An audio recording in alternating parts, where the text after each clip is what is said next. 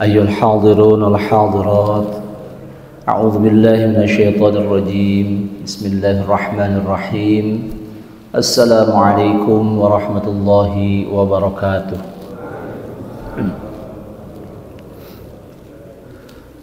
الحمد لله رب العالمين والصلاة والسلام على خير الخلق أجمعين سيدنا محمد صلى الله عليه وسلم وبعد. Alhamdulillah jamaah Masjid Fathul Ummah yang saya hormati, semoga Allah Subhanahu wa taala muliakan. Di pagi ini kita berjumpa lagi meneruskan rutinan kajian As-Sirah An-Nabawiyah. Alhamdulillah, semoga duduknya kita, talabul ilmi kita ada dalam ridha Allah Subhanahu wa taala. Amin ya rabbal alamin. Hadirin hadirat, kita sudah sampai ke tahun kelima Hijriyah. Di bahasan yang lalu itu sudah 3 kejadian yang kita bahas, kejadian-kejadian penting yang kita bahas, dan seperti biasa kita mendapatkan banyak pelajaran dan fikihnya, termasuk ada doa yang bisa dirutinkan atau dibaca dalam keseharian kita. Semoga yang kita amalkan diterima oleh Allah Subhanahu wa taala. Amin ya rabbal alamin. Ayyuhal hadirun wal hadirat, tidak berlama-lama tentunya untuk memaksimalkan waktu yang kita miliki di kesempatan yang berharga dan langka ini. Sebulan sekali kita teruskan di bulan Sya'ban. Sya'ban itu bulan keberapa ya? Ke-8 ya? Ke-8 dalam bulan Hijriyah. Kan Allah menyatakan dalam Al-Quran, firman Allah Subhanahu wa taala bahwa bulan itu ada 12. Begitu kan ya? Nah, pasti berarti waktu itu diukur oleh itu. Nah, yang di dalam Al-Quran pasti diukur oleh itu. Nah, di bulan Sya'ban ada pelajaran-pelajaran di tahun kelima ini untuk kehidupan umat Islam, dan harusnya didalami menjadi pelajaran yang berharga. Di sana ada kejadian perang yang diikuti langsung oleh baginda Rasul Muhammad SAW. Yang pertama kita bahas melawan Banil Musthalid. Banil Musthalid ini berada di sekitar Mekah. Kan kalau sudah hijrah berarti baginda Nabi berada di mana? Di Al-Madinah Al-Munawwarah. Nah, di sekitar Mekah ada Bani Musthalid dari suku atau kabilah Bani Khuza'ah. Jadi ini kabilah yang lama. Kalau orang lama biasanya itu punya kebanggaan diri. Datanglah baginda Nabi Muhammad SAW dengan Islam, mereka tidak terima. Jadi yang muncul apa? Dari pertama ketidaksukaan atau kebencian. Ini Muhammad membawa agama baru, begitu kan? Itu pun sebelum hijrah. Masya Allah. Sedangkan saat di Mekah saja baginda Nabi Muhammad SAW berhadapan dengan kaum musyrikin ini dengan penyembah berhala. Ada dalam surah Al-A'raf dijelaskan bahwa baginda Nabi diperintah oleh Allah Subhanahu wa taala untuk mengatakan, datangkan seluruh berhala yang kalian sembah ke hadapan Allah, ya ke hadapan baginda Nabi maksudnya, karena diperintahkan kan, datangkan ke hadapan Allah, kemudian madaratkan atau berikan kemudaratan kepada Allah jika kalian mampu. Jadi ditantang oleh Allah Subhanahu wa taala lewat lisan nabinya kepada kaum musyrikin, dan jangan dinanti-nanti, sekarang itu perintahnya.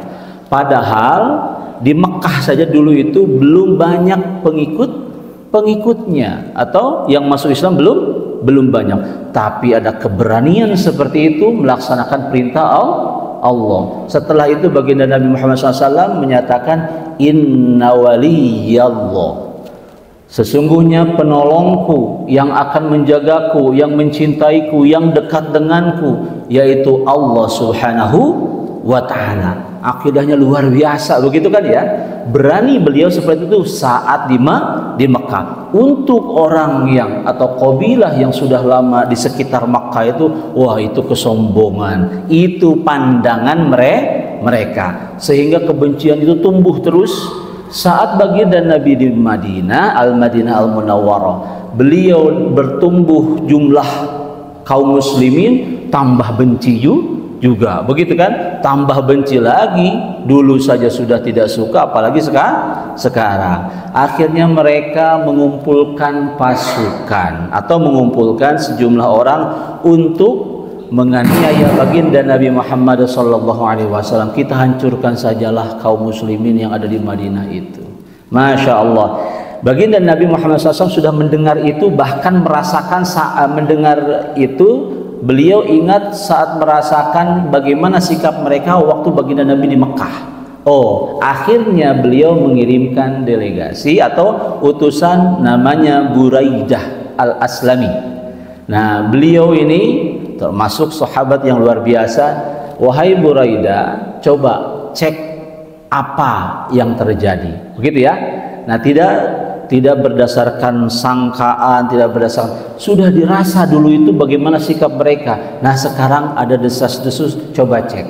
Akhirnya Buraidah datang ke sana, tidak sembunyi-sembunyi, terang-terangan ke antara Banil Mustalik, ke perkumpulan mereka, menunjukkan batang hidungnya kalau bahasa kita ya. Beliau terang-terangan seperti itu dengan penuh keberanian. Apa dasar keberanian beliau? Ya karena seperti baginda Nabi, gurunya, inna waliyallah, sesungguhnya wali itu yang dekat, yang mengurus, yang melindungi, yang mencintaiku Allah. Keberanian itu muncul. Akhirnya terungkaplah kenapa alasan mereka mengumpulkan pasukan ingin menyerang kaum muslimin di Al-Madinah. Akhirnya dilaporkan. Mereka kan kaget, loh, kok berani-berani seperti ini? Dilaporkan kepada baginda Nabi Muhammad sallallahu alaihi wasallam. Sekitar 700 pasukan bersama dengan puluhan atau 30, sekitar 30 berkuda langsung mendadak. Nah, ini masalah strategi ya. Baginda Nabi Muhammad SAW dengan pasukan ini berangkat ke daerah Bani Mustalik, kemudian disergap, tidak ada kabar-kabar begitu ya, mendadak. Akhirnya puluhan 10 lebih orang dari Bani Mustalik ini meninggal dan ditawan sisanya. Masya Allah, dari kaum muslimin hanya seorang saja yang meninggal, itu pun salah karena orang Ansor mengira itu Bani Mustalik, padahal itu orang muhajir, namanya Hisham. Nah, itu salah bunuh. Masya Allah, terjadi seperti itu. Nah, setelah itu mereka ditaklukkan, tidak berkutik. Di antara yang ditawan ada namanya Juwairiyah bintul Harith. Nah, Al-Harith ini pimpinan Bani Mustalik. Jelas ya? Pimpinan Bani Mustalik. Pimpinan Bani Mustalik punya putri namanya Juwairiyah.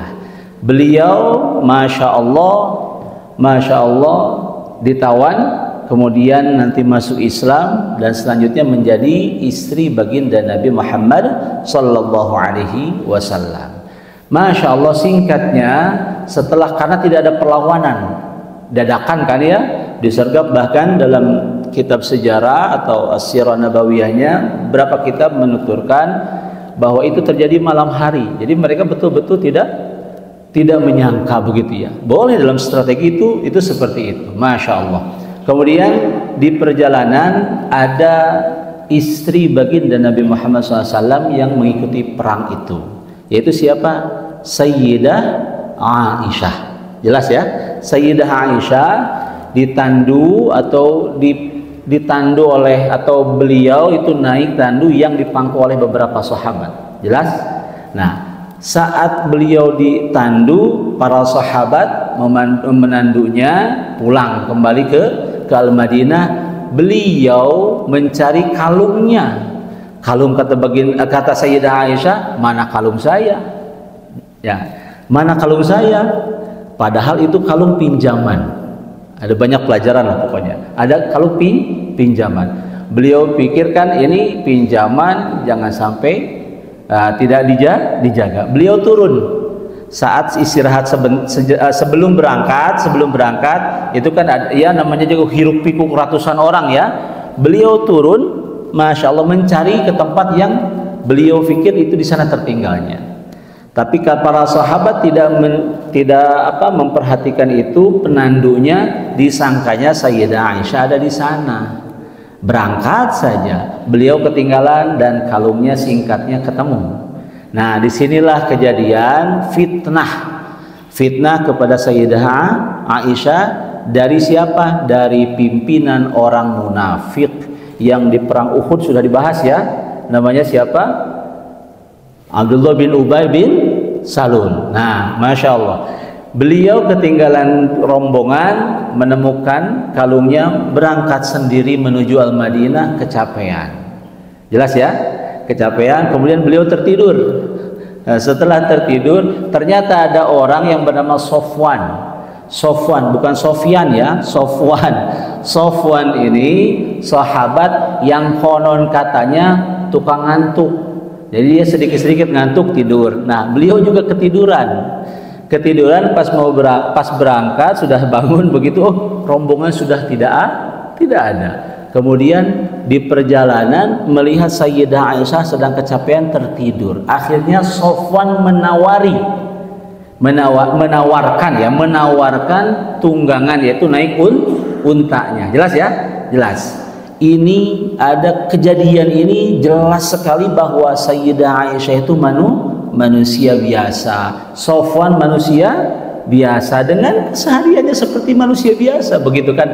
Badai naik kalau bahasa Sundanya, begitu kan ya? Masya Allah. Akhirnya naik unta Sofwan. Ingat, istri baginda Nabi Muhammad SAW itu disebutnya Ummul Mukminin. Nah, ini baru masuk pelajarannya. Ummul Mukminin berarti ibunya orang-orang yang beriman. Masya Allah. Maka siapapun mukmin berbeda dengan bertemu dengan mukminah biasa. Ini ibunya orang-orang yang beriman.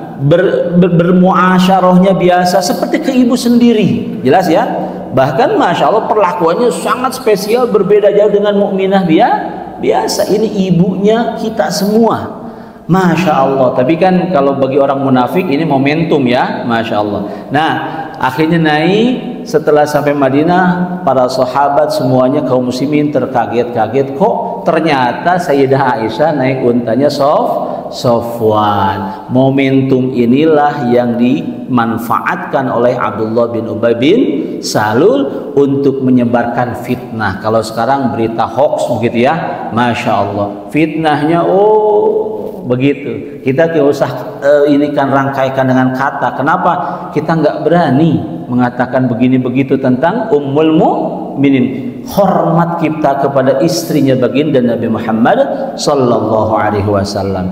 Singkatnya, kabar itu menyebar. Rasulullah SAW kaget, kok sampai seperti itu. Menyebarnya bukan hanya di Madinah, sampai ke mana? Sampai Mekah. Masya Allah, dibawa oleh orang-orang munafik. Masya Allah, sampai Mekah tersebar kabar ini. Masya Allah. Sayyidah Aisyah mendengar kabarnya, kemudian beliau sakit sampai sebulan, Bu. Ya bagaimana tidak malu ya Ummul Mukminin begitu, istrinya baginda Nabi Muhammad sallallahu alaihi wasallam. Kok ada tuduhan seperti itu? Bahkan di antara para sahabat ada perselisihan gara-gara kabar ini. Ya tentunya yang baik-baik semuanya mengatakan tidak mungkin. Jelas? Singkatnya seperti itu. Yang lain masa sih begitu? Akhirnya sampai mau gontok-gontokan di antara para sahabat. Nanti hikmahnya nanti.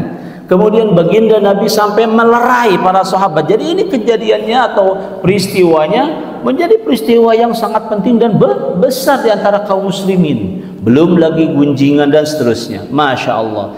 Apa yang terjadi? Allah jelaskan dalam surah An-Nur bahwa itu hoax, tidak benar. Terklarifikasilah dengan ayat yang turun di surah An-Nur ayat 11 bahwa itu tidak benar. Bahkan maknanya mungkin kabar itu buruk terdengar oleh kalian kaum mukminin, tapi sebenarnya itu baik. Itu dalam An-Nur. Nanti bapak-bapak buka sendiri ya, bisa terjemahnya, itu jelas kok, fikihnya jelas, maknanya bisa difahami dengan mudah. Itu menurut kita itu buruk, tetapi sebenarnya baik. Kan tidak semua kabar buruk itu baru versi kita, begitu ya, masya Allah. Akhirnya diklarifikasi oleh ayat itu bahwa itu hoax, masya Allah. Selamatlah para orang-orang yang percaya kepada baginda Nabi, kepada Sayyidah Aisyah, kepada Allah Subhanahu wa Ta'ala dalam keimanannya. Masya Allah, masya Allah.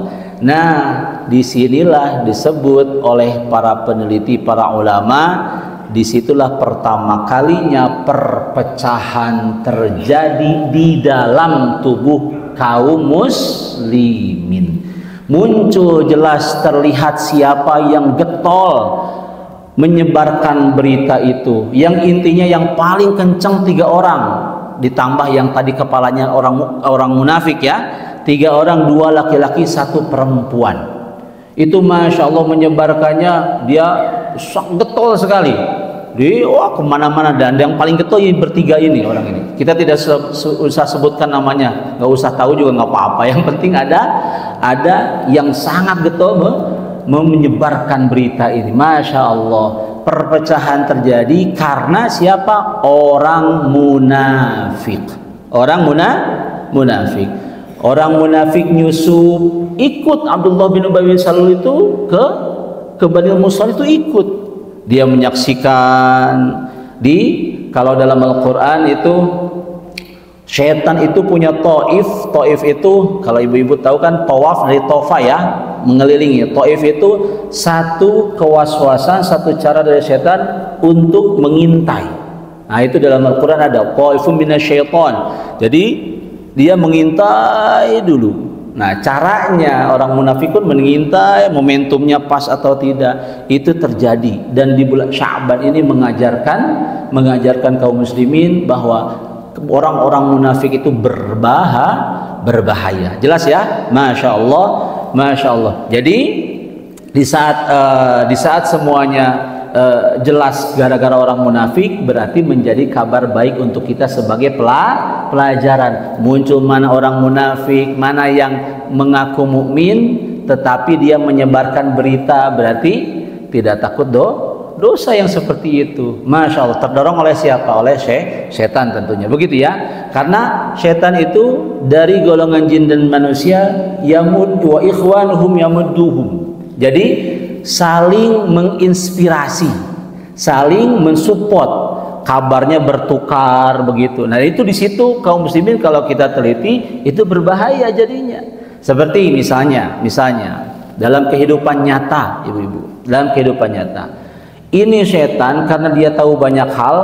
Ini setan dari golongan jin, ini setan dari golongan manusia. Kan minal jinnati wan nas, jelas ya. Kemudian kata jin apa dalam Al-Quran?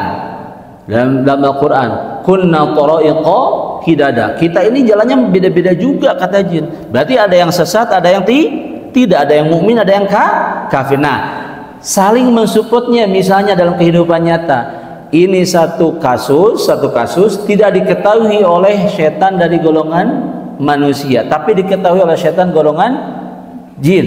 Begitu, dia bisikkan kasus itu kepada dari golongan manusia ini. Akhirnya terdorong diwujudkan, yang mewujudkannya manusia, yang disesatkannya manusia.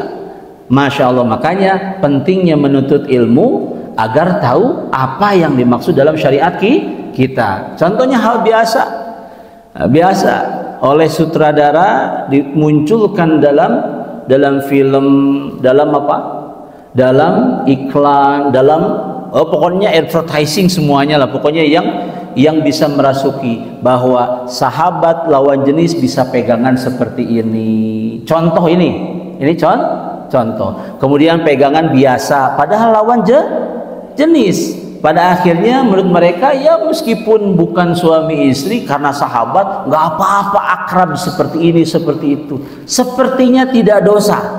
Sepertinya tidak dosa. Padahal dalam Islam itu bahaya, apalagi efek setelahnya. Setelah biasa curhat-curhatan dekat, bahaya, naudzubillah. Nah itu saling support. Makanya gayanya orang munafik dengan setan adalah Al-Quran qaifun, mengawasi, dilihat, diinikan kewaswasan, waspadalah begitu ya. Masya Allah. Akhirnya oh ini momentumnya, ini caranya begini, diulik oleh mereka. Nah itu yang dilakukan oleh orang munafik. Sekalipun mereka tidak cerdas IQ-nya, tapi karena inspirasinya dari setan-setan yang tidak berhenti menggoda manusia, maka muncul hal-hal yang seperti itu. Jelas ya, digosipkan dan seterusnya. Pertama kali perpecahan di dalam tubuh kaum muslimin bulan Sya'ban tahun 5 Hijriyah karena provokasi dari orang munafik. Jelas ya?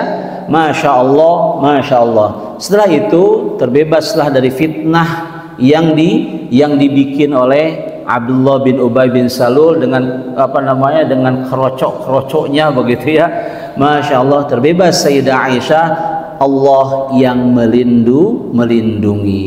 Ibu-ibu, bapak-bapak, pelajaran Allah melindungi. Kenapa kita harus minta perlindungan kepada Allah Subhanahu wa taala? Karena setan kan la yuqsiruna. Dengan teman-temannya itu la yuqsiruna. Yuqsiruna itu tidak mengurangi. Jadi mereka akan mati-matian, all out, bebeakan dalam menyesatkan manusia atau makhluk yang menyembah Allah Subhanahu wa taala. Sangat halus sekali. Begini, kenapa kemusyrikan itu kenapa disebut kemusyrikan? Kemusyrikan itu menyekutukan Allah Subhanahu wa taala. Karena orang yang menyekutukan itu mengakui ada kekuatan yang mandiri, bukan dari Allah. Ini contoh, ada setan. Dia bisa golongan jin ya. Kemudian dia penjahat menjadi setan kan, tergolongkan begitu ya, setan dari golongan jin. Dia bisa terbang. Yang memberi kekuatan terbang siapa? Allah.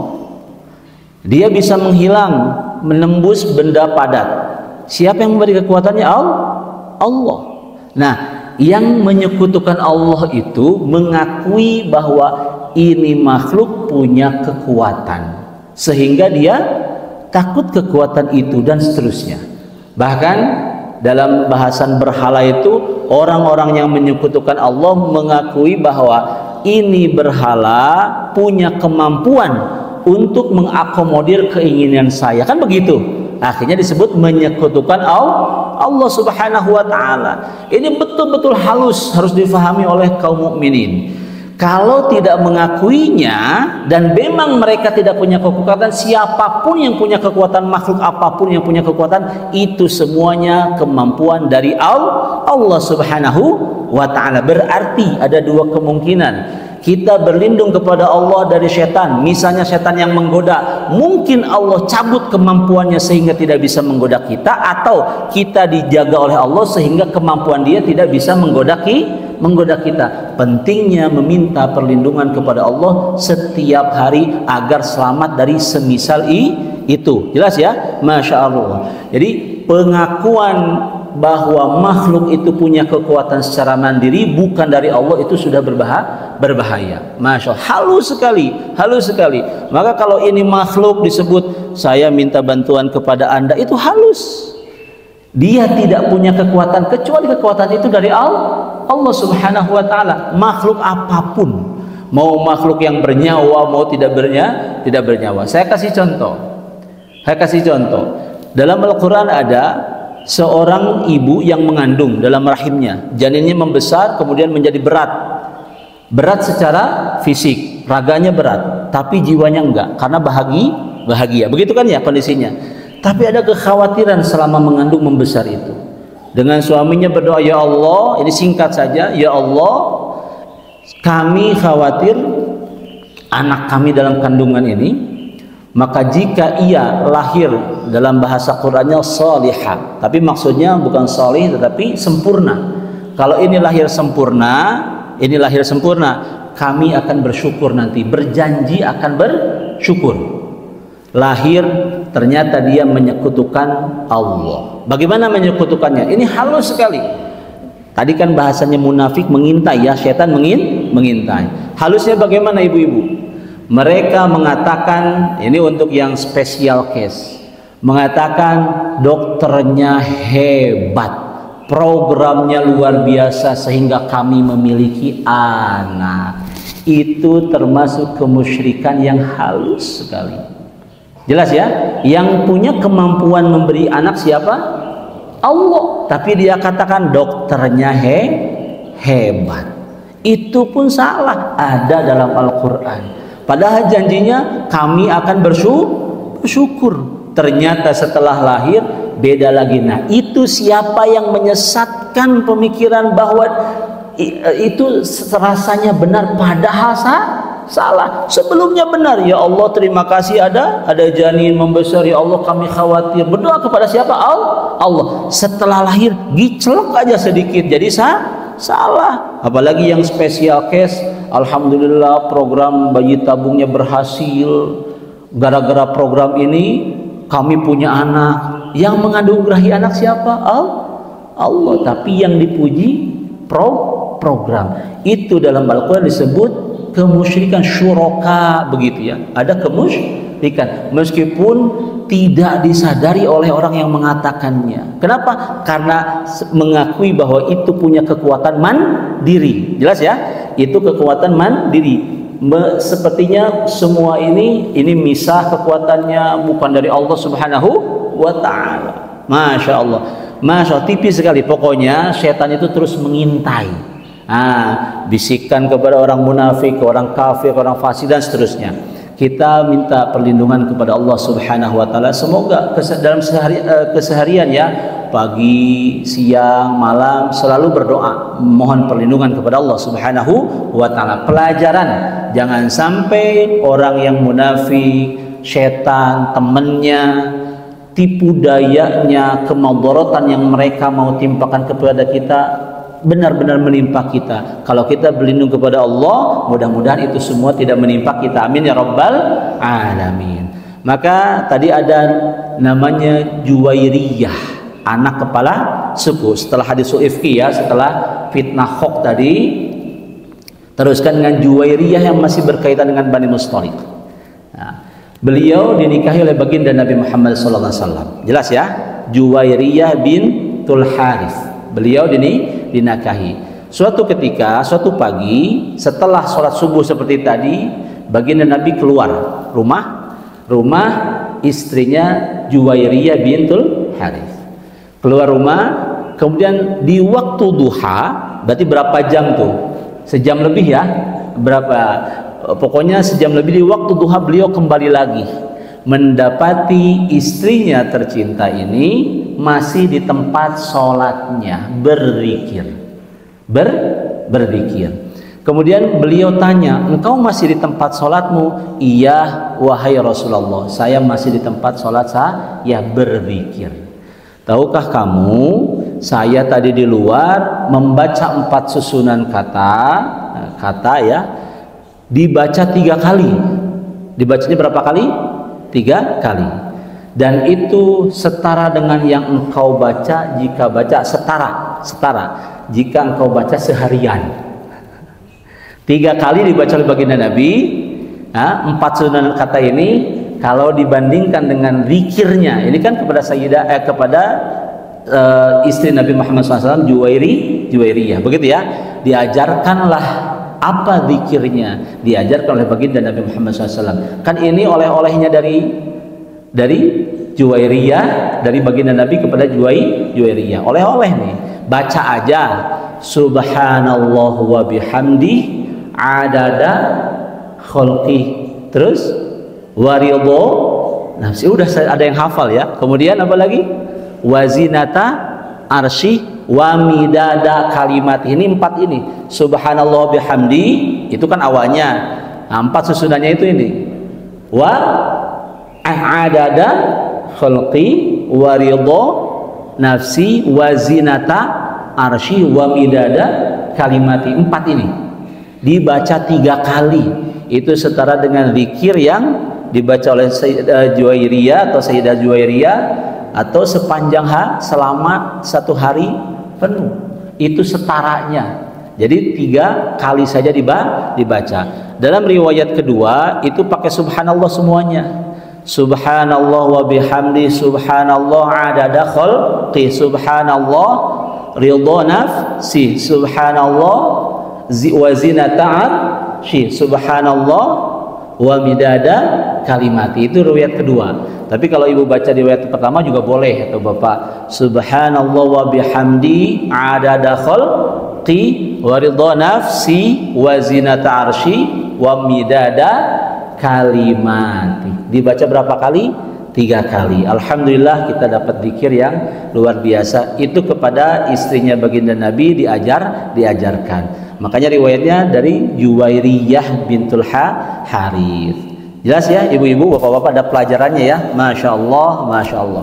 Selanjutnya setelah Bani Mustaliq ya, kita cepat juga nih waktunya. Haditsul ifki sudah, Rasulullah SAW mengalami atau dengan kaum muslimin perang yang selanjutnya di bulan Syawal, Sya'ban, Ramadan, Syawal berarti ya, 2 bulan ya, Sya'ban, Ramadan, Syawal. Yang ini masyhur sekali. Ibu-ibu kalau ingin baca bagaimana ininya di surah Al-Ahzab, coba ya nanti dibuka ya, surat Al-Ahzab mulai dari ayat 9 ya, ayat 9 insyaallah sampai 27 begitu ya. Ada di situ bagaimana kejadian-kejadiannya. Nah, bagaimana ada fikih-fikihnya juga. Perang Ahzab itu disebut juga perang Khandaq. Khandaq itu apa? Parit, susukan, bukan susukan ya, parit ya, irigasi begitu. Nah, itu parit. Atau Al-Ahzab diambil dari kata hizbun, kelompok, partai. Al-Ahzab itu kelompok-kelompok. 2 penamaan ini karena memang terjadinya demikian. Kalau paritnya itu, ibu bapak-bapak pasti sudah pernah mendengar ini ya, mengelilingi Al-Madinah Al-Munawwarah. Kalau Al-Ahzabnya itu kelompok-kelompok ini berkumpul ingin memusnahkan kaum muslimin di Al-Madinah Al-Munawwarah. Jadi di Mekah berkumpul, ada kepala suku Quraisynya Abu Sufyan, kemudian ada kelompok dari kabilah apa itu, ada kelompok-kelompoknya, berkumpul kelompok-kelompok. Nah, ini ingin membinasakan kaum muslimin di Madinah. Masya Allah, ini luar biasa sekali, jumlahnya begitu banyak sekali. Termasuk di situ ada yang belum masuk Islam, siapa? Khalid bin Walid. Jadi pokoknya jagoan-jagoan di medan perang itu didatangkan semuanya. Kan Khalid bin Walid termasuk yang hebat ya dalam peperangannya. Itu juga ikut. Masya Allah, pokoknya banyak sekali. Allahu Akbar.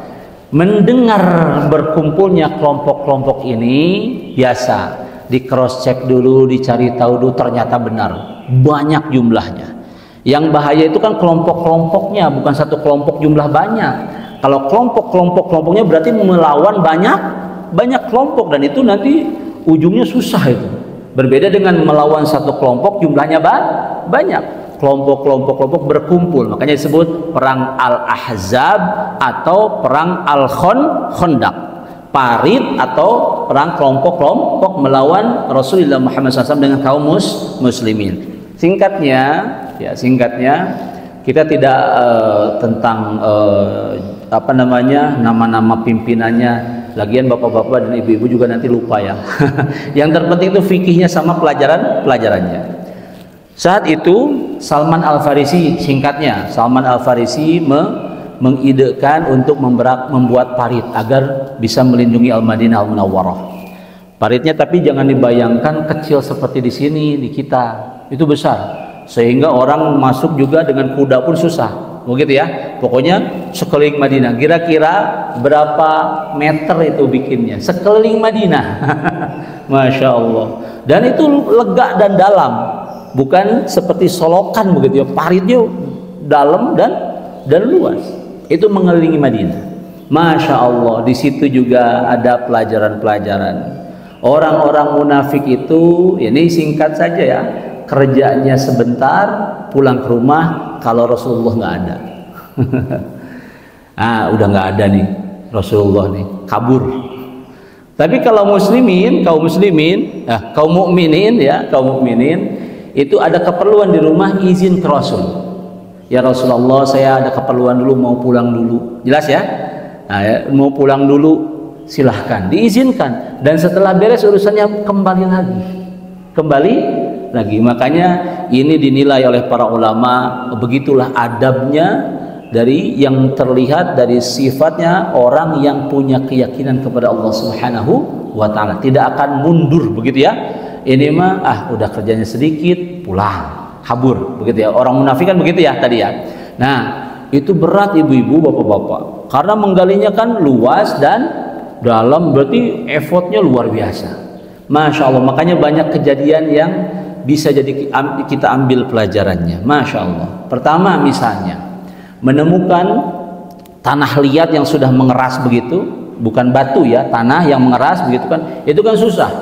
Kalau pakai benda padat dipukul ngadalawo begitu ya bahasa Sundanya. Apa ngadalawo bahasa Indonesianya? Begitu kan, tidak hancur kan? Masya Allah.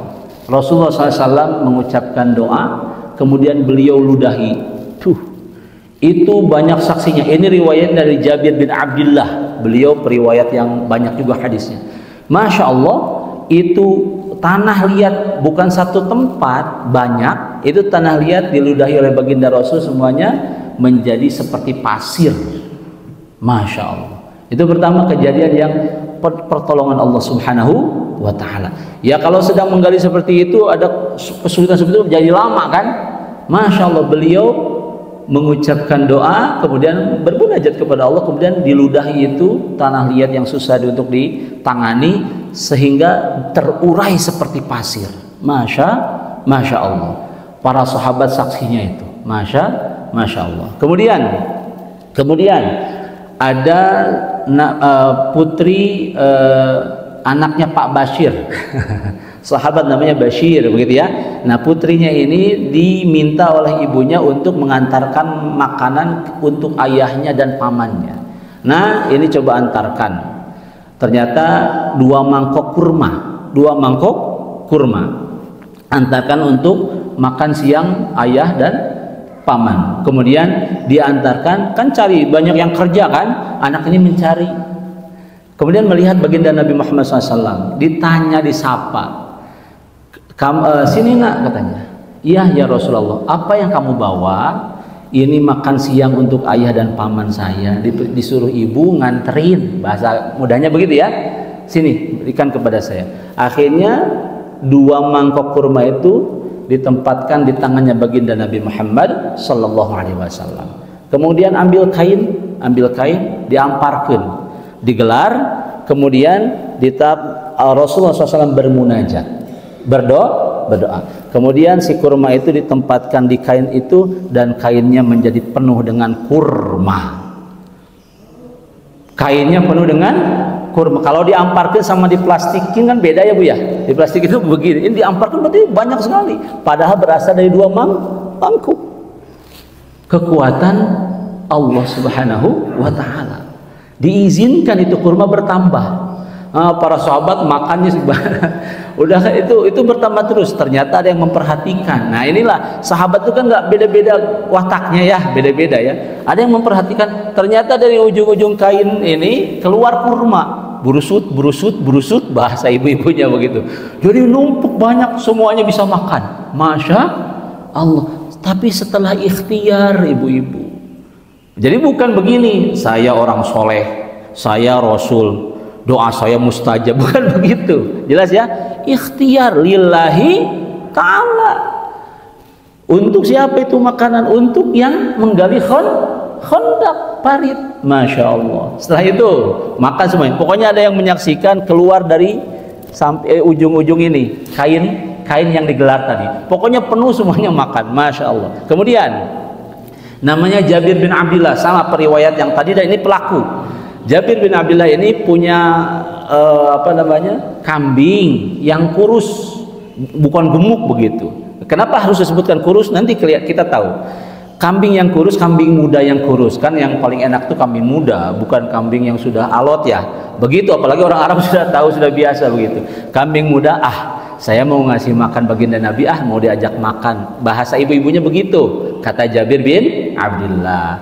Kemudian kambingnya disembeli, minta istri masakan. Nanti ini untuk makan sorenya Rasul, begitu ya, makan malam, makan malam.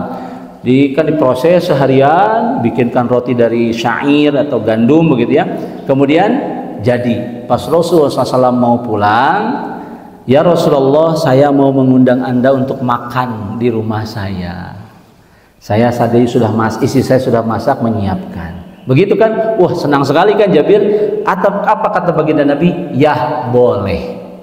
Ya boleh. Beliau datang ke rumahnya, itu kambing kan kurus, berarti porsinya sedikit ya. Kalau kambing gemuk beda lagi, porsinya sedikit.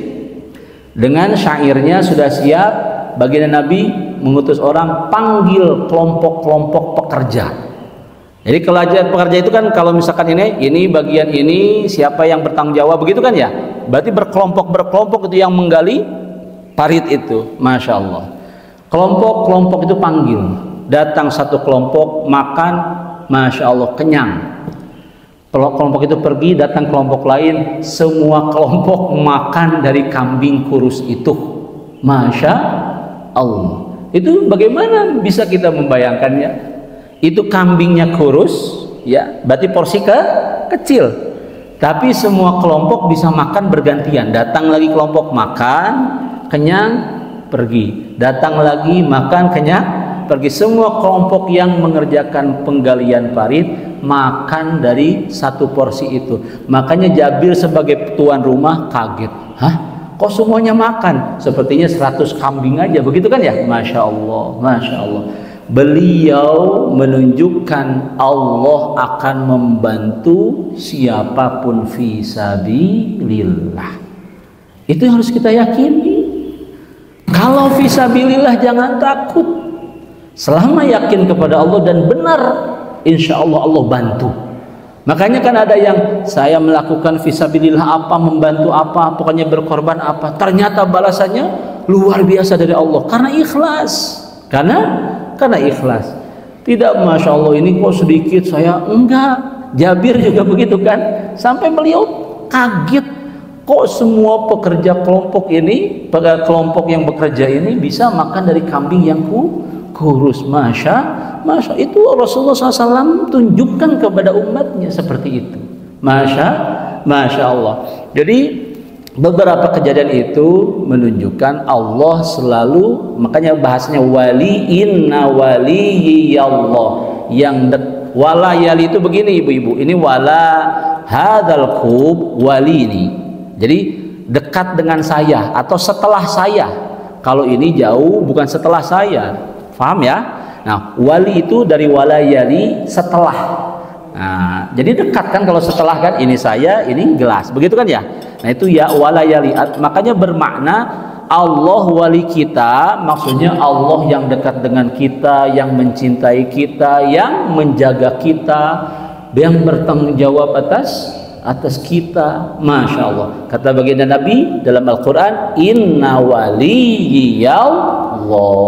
Diajarkan dalam kehidupan sehari-hari, bahkan persiapan untuk perang seperti itu ditangkap oleh para sahabat. Ini kuasa Allah, bukan kuasa Rasul. Jelas ya, pahamnya ya. Bukan seperti tadi, ini kehebatan program, kehebatan dokter, kehebatan musik, bukan. Yang diucapkan apa setelah makan? Alhamdulillah. Ini kuasa Allah lewat Rasul Muhammad SAW dengan doanya, dengan segala macam ikhtiarnya, begitu kan ya. Nah itu harus difahami kaum mukminin. Bukan saya mau bersedekah gara-gara sodakoh ini. Nah itu sebenarnya kurang tepat.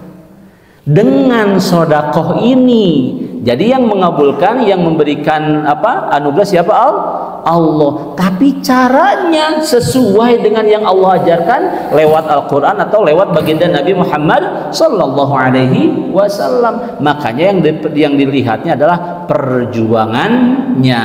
Ada salah satu ayat itu innama yuwaffas sabiruna ajrahum bighairi hisab. Jadi kalau yang berkorban dengan penuh kesabaran, artinya dia sedang susah tapi dia tetap fisabilillah, maka pahala sabar dalam susah itu tetap fisabilillah akan berlipat ganda bighairi hisab, tanpa hisab. Bisa berkorban sedikit karena sedang susah tapi masih berkorban fisabilillah. Allah melihat kesabarannya itu, kalau saat senang kan wajar begitu ya.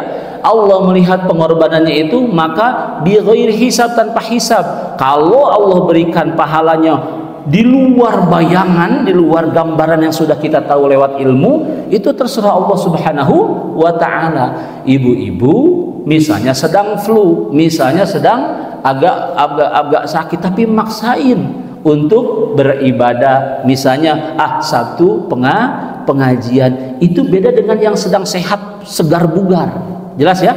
Pahalanya apa? Innama yuwaffas sabiruna ajrahum bighairi hisab. Kan kalau hitungan kita kan begini, nanam segini hasilnya segini, begitu kan ya?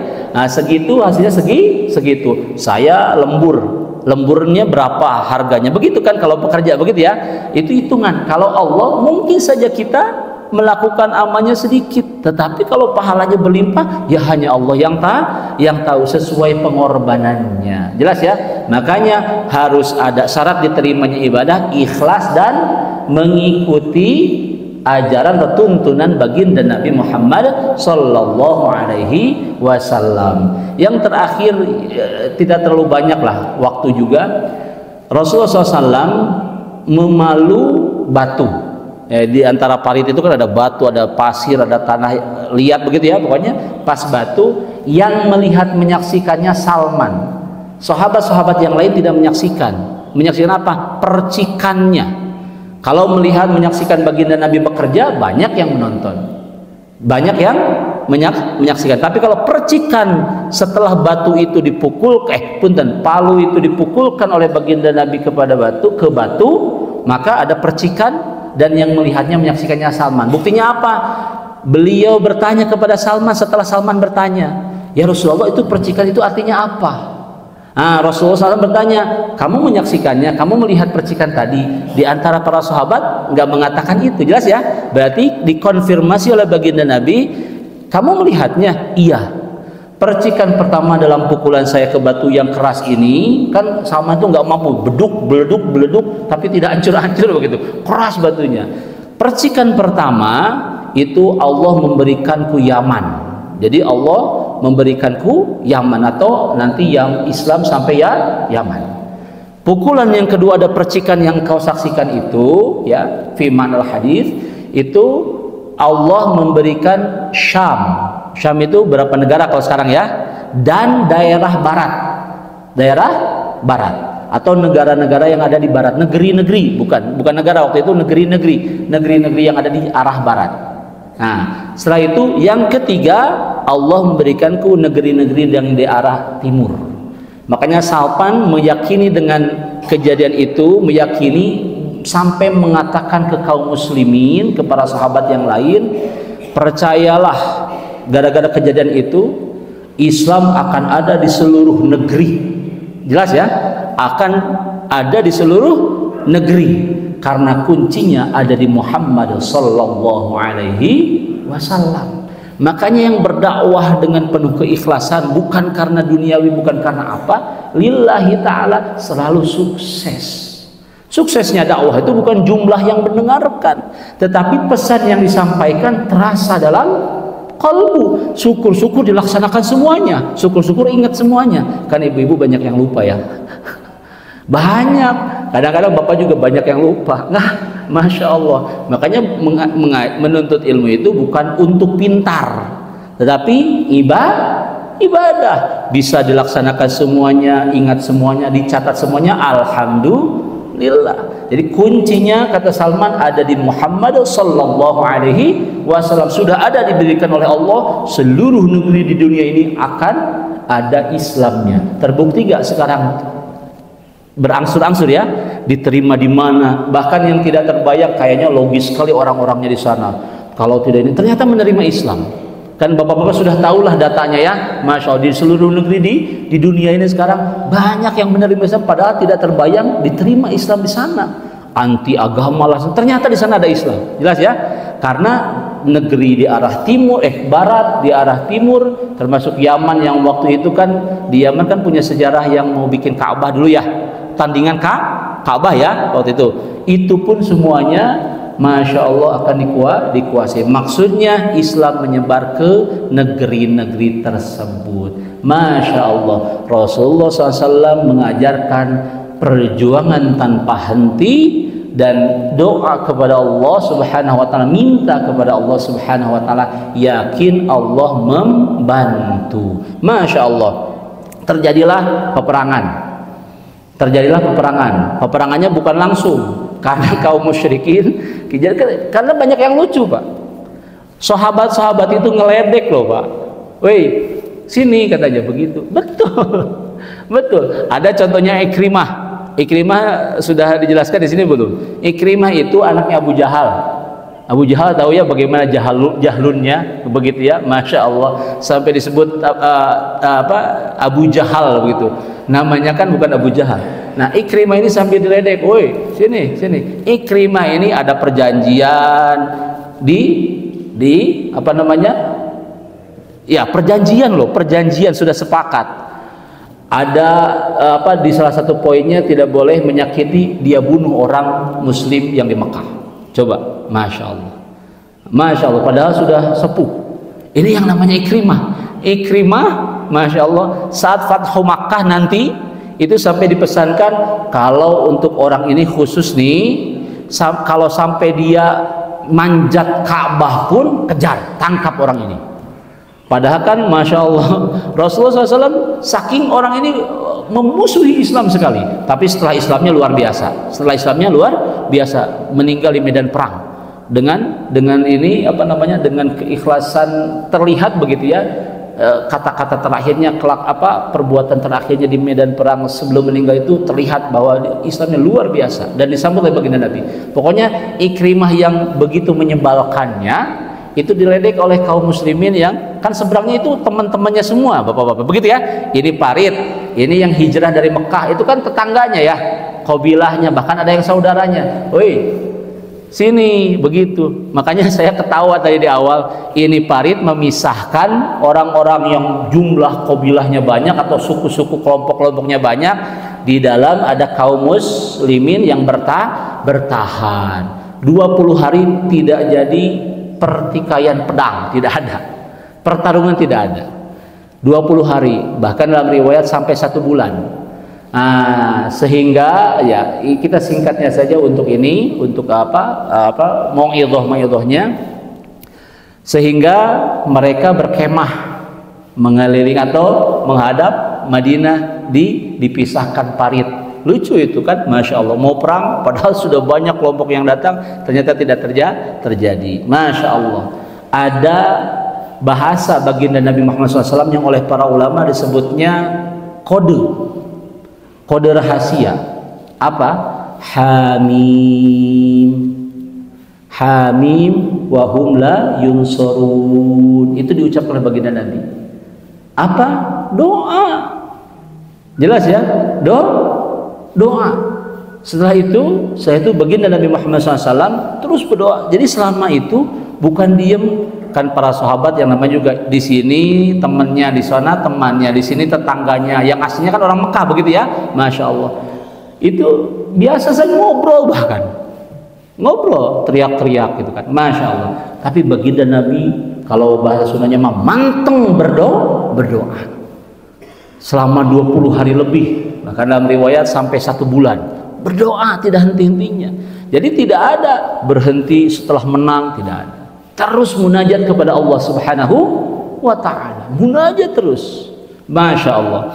Sehingga setelah waktunya tepat, Kan Rasulullah SAW tahu banyak hal dari Allah ya, Masya Allah.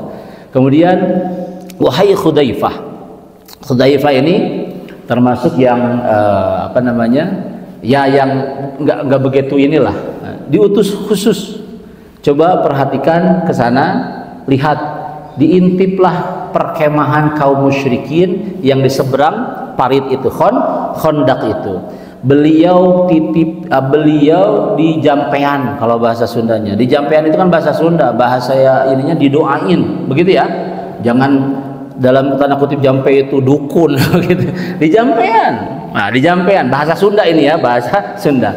Kalau ininya dijaga oleh Rasulullah Muhammad SAW dengan doa yang beliau ucapkan. Doa kepada Hudzaifah, Allah apa? Allahumma hfazhu, ya Allah jagalah Hudzaifah, min baini yadaihi, dari antaranya, kemudian wa min khalfi, dari belakangnya, wa min yaminihi, dari kanannya, wa min shimalihi, dari kirinya, wa min fawqihi, dan dari atasnya, wa min tahti, dan dari bawahnya. Jadi munajat kepada Allahnya apa? Jaga ini Hudzaifah ya Allah, karena dia akan memantau bagaimana perkemahan kondisi kaum musyrikin. Ya berbahaya tuh kan begitu ya, Masya Allah. Di sana sarangnya lawan, ini datang. Nah, ini bukti ibu diajar oleh baginda Nabi. Nanti kalau ada anak mau berangkat, doain, bukan hati-hati saja. Hati-hati kan bahasa, belum doa itu, hati-hati anjuran ya, hati-hati, panjatkan doa kepada Allah. Ini bagus ini. Bukan untuk perang saja. Allahumma hfazhu, nanti ibu-ibu hafalkan ya, atau tulis ya. Allahumma hfazhu min baini yadaihi wa min yaminihi wa min khalfihi wa min khalfihi wa min yaminihi wa min shimalihi wa min fawqihi wa min tahtihi. Jelas ya? Ya Allah jagalah ia dari depannya, belakangnya, kanannya, kirinya, atasnya, dan bawahnya, sehingga dia selamat. Begitu nanti dihafal ya. Allahumma, pas anak mau pergi, pas mau ini, doakan Allahumma hfazhu min baini yadaihi, ini dua tangan, yadaihi itu begini, dua tangan itu berarti di depan, min baini yadaihi wa min khalfihi wa min yaminihi wa min shimalihi wa min fauqihi wa min tahtihi. Intinya ya Allah jaga ia dari segala arah jika ada bahaya atau dan lainnya. Allah yang maha tahu kan begitu, Masya Allah. Sehingga dia mengintainya selamat. Ternyata saat mengintai, ya tidak mengintai lah bahasanya, apa namanya memantau aja. Kalau mengintai, memantau, ternyata saat itulah terjadi ada angin yang memporak-porandakan kemah-kemah para jagoan ini. Masya Allah, kan mereka nantang mau membinasakan Madinah loh Pak. Merasa jago nggak itu? Masya Allah, jagoan-jagoan dengan kelompoknya yang banyak. Ternyata kalau kemahnya terbang oleh angin, mereka ketakutan. Apa bahasa ketakutannya? Ini mana saya nggak kelihatan. Itu bahasa siapa? Abu Sufyan pimpinannya, nggak kelihatan. Pegang tangan, ini kamu siapa katanya. Saking besarnya topan itu angin itu, memporak-porandakan kemah-kemah sampai terbang, pokoknya porak-poranda. Ini tangan siapa? Ini saya ini. Oh iya, mana nggak kelihatan. Berarti para jagoan itu nggak bisa ngelihat. Baru lawan pasir, Masya Allah, Masya Allah. Ini siapa? Itu bukti bahwa mereka sampai begitu ya, sampai begitu, Masya Allah. Ini siapa? Ini saya. Oh iya, nggak kelihatan. Jadi satu orang dengan yang lainnya tidak bisa melihat. Kemudian persiapan perbekalan, pokoknya hancur porak-poranda semuanya. Dan Hudzaifah menyaksikan itu, makanya beliau bersaksi, wah doa itu luar biasa, sebagai perantara Allah mengabulkan. Pernah diingatkan di sini, jangan sampai terjadi kejahiliahan modern. Kejahiliahan modern apa? Pernah dibahas kalau nggak salah di sini dulu. Kejahiliahan modern itu kebodohan modern, bukan bodoh tidak berpengetahuan, bapak-bapak. Bodoh versi Al-Quran atau dalam agama kita itu bodoh mengikuti nafsu. sehingga dia gelap mata, meskipun pengetahuannya banyak, bisa saja kan melakukan sesuatu yang tidak sesuai agama. Nah, itu makanya bodoh. Wa a'rid 'anil jahilin itu bukan tidak berpengetahuan, berpalinglah dari orang-orang yang tidak berpengetahuan, bukan, berpalinglah dari orang-orang bodoh. Makanya Abu Jahal disebut Abu Jahal, bukan Abu Duna Ilmin. bukan Abu Jahal. Nah, Masya Allah, beliau menyaksikan porak-porandanya itu kemah dan sebagainya, sehingga Abu Sufyan mengatakan, ini di luar kemampuan kita, pokoknya saya mau pulang, katanya. Ini pimpinannya, panglimanya. Akhirnya dia naik unta pun tidak siap-siap apa-apa, langsung ngabret, begitulah bahasa Sundanya, kabur. Ini pimpinannya, kira-kira bawahannya bagaimana? Masya Allah. Kalau Allah menjaga kita, jangankan A sampai Z juga tidak ada madaratnya untuk kita. Jelas ya? Diajarkan oleh baginda Nabi kepada salah seorang sahabat, kalau seluruh makhluk ini berkumpul, seluruh, bukan manusia saja, seluruh makhluk, mau singa, mau apa, semuanya, seluruh makhluk berkumpul ingin memberi mendarat kepadamu, kalau Allah tidak mengizinkan, tidak terjadi. Sebaliknya, kalau seluruh makhluk berkumpul ingin memberi manfaat kepadamu, Allah tidak izinkan, tidak terjadi. Yang paling penting di situ kita berdoa ikhlas karena Allah, bukan ya Allah kabulkan sekarang, bukan. Itu harus kita perbaiki. Ya Allah, saya meminta kepadamu Zat yang maha menjawab, Engkaulah sandaran hamba, Engkaulah andalan hamba, Engkau yang menyayangi hamba. Begitu doanya. Ampunilah dosa hamba, ya Allah, tolonglah begini begitu. Jelas ya? Masya Allah. Doa yang singkat seperti itu pun ternyata Allah kabulkan. Karena bukan tentang doa panjang atau sakti atau enggak sakti. Doa itu enggak ada yang disebut sakti. Yang sakti itu Allah. Doa itu cara yang diajarkan. Ya, jelas ya, diajarkan oleh baginda Nabi Muhammad sallallahu alaihi wasallam. Makanya ibu-ibu kalau tidak hafal doanya, ganti dengan bahasa ibu bermunajat kepada Allah, itu masih boleh. Masih boleh. Yang bagus ya yang diajarkan Nabi diikuti. Jelas ya? Masya Allah. Ada doa untuk menyelesaikan perang ini diucapkan oleh baginda Nabi Muhammad sallallahu alaihi wasallam yang intinya Allahumma hazihim wansurna alaihim. Ada doa yang agak panjangnya, ini yang pendeknya. Ya Allah, hancurkan mereka dan tolonglah kami, atau berilah kemenangan atas kemenangan kepada kami atas mereka. Allah kabulkan. Jelas ya? Masya Allah. Kembali kepada mauidhah yang kita ambil. Kalau kita belum tahu doa-doa apapun itu, misalnya kalau ingin bermunajat kepada Allah, kata baginda Nabi, cara-cara munajat itu beda-beda. Jadi tidak apa-apa ibu dengan bahasa ibu, dengan bahasa kita aja. Masya Allah. Yang penting ikhlasnya, ya Allah. Apalagi kalau tahu doanya. Insya Allah, mudah-mudahan Allah ijabah sesuai keinginan. Kenapa harus dikatakan keinginan? Begini Bu, tadi Jabir itu berapa? Kambingnya satu ya? Kurus kan? Yang datang berapa kelompok? Semua penggali kan? Berapa kelompok itu? Berapa orang? Pas satu kelompok datang aja Jabir udah mengatakan apa? Kata-kata Jabir apa? Melihat kelompok itu datang, inna lillahi wa inna ilaihi rajiun. Betul yang beliau katakan itu. Jadi inna lillahi itu bukan musibah, kan kita sering menggunakan untuk kematian ya. Masya Allah. Beliau katakan innalillahi sesuai ajaran Rasul. Karena harapan beliau itu hanya baginda Nabi yang makan, begitu kan ya? Yang datang jumlahnya banyak. Satu kelompok, udah beliau katakan innalillahi wa inna ilaihi rajiun.